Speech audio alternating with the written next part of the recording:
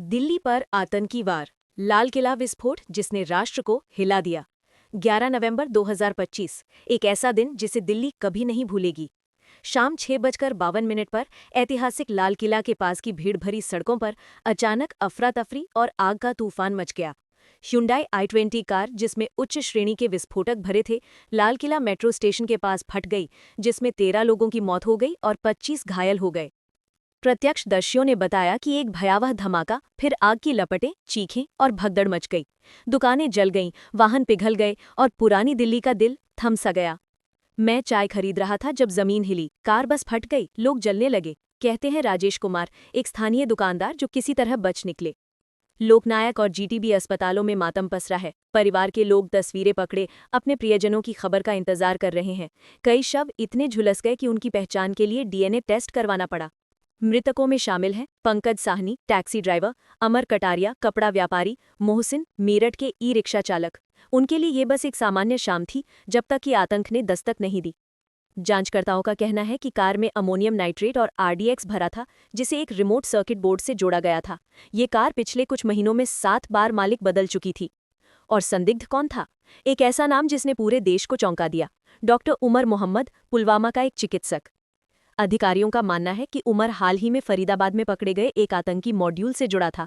वो बम तैयार कर रहा था जब घबराहट में उसने ट्रिगर दबा दिया, जिससे असमय विस्फोट हुआ और वो खुद मारा गया। उसने ट्रिगर बहुत जल्दी दबा दिया, ये गलती सैकड़ों जानें बचा गई, कहते हैं एक वरिष्ठ एनआईए अधिकारी।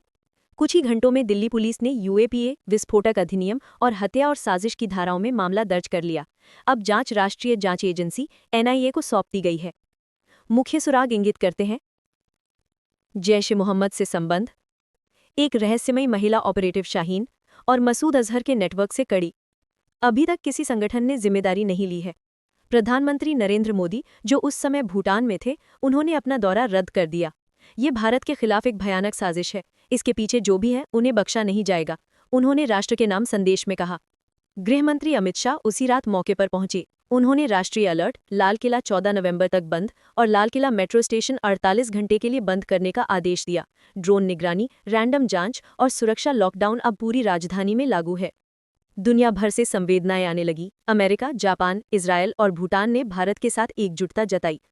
सोशल मीडिया पर #दिल्ली ब्लास्ट और #रेड फोर्ट अटैक ने कुछ ही घंटों में 2 मिलियन से अधिक पोस्ट पार कर लीं। एक बम से भरी कार लाल किला तक कैसे पहुंच गई? एक दिल्लीवासी ने एक्सपर्ट ट्विटर पर सवाल उठाया और यही सवाल आज पूरे देश का है। विस्फोट के बाद पूरे शहर में दहशत फैल गई। 100 और 112 पर झूठे बॉम्ब कॉल आने लगे, कनॉट प्लेस से लेकर नोएडा तक। पुलिस ने नागरिकों से अपील की, शांत रहें, सतर्क रहें, सूचना दें, अफवाहें नहीं फैलाएं। अगली सुबह पुरानी दिल्ली की गलियों में धुएं की गंध अब तक थी। टूटी खिड़कियां, जले हुए टायर और सन्नाटा, जहां कभी हंसी गूंजती थी। सरकार ने घोषणा की, मृतकों के परिजनों को 10 लाख रुपए का मुआवजा, घायलों को 2 लाख रुपए और प्रधानमंत्री की अध्यक्षता में 12 नवंबर को सीसीएस बैठक। ये कोई आत्मघाती हमला नहीं था। ये एक नाकाम आतंकी साजिश थी जिसने निर्दोषों की जान ली, लेकिन साथ ही ये भी दिखा दिया कि आतंकी कितने करीब तक पहुंच चुके थे। इरादा साफ था, भारत के दिल में भय और अस्थिरता फैलाना। लेकिन जैसा हमेशा होता है, राष्ट्र एकजुट है। डर की राख से उठती है हिम्मत की लौ। दिल्ली फिर खड़ी होगी, भारत फिर लड़ेगा। सतर्क रहें, एकजुट रहे। जय हिंद।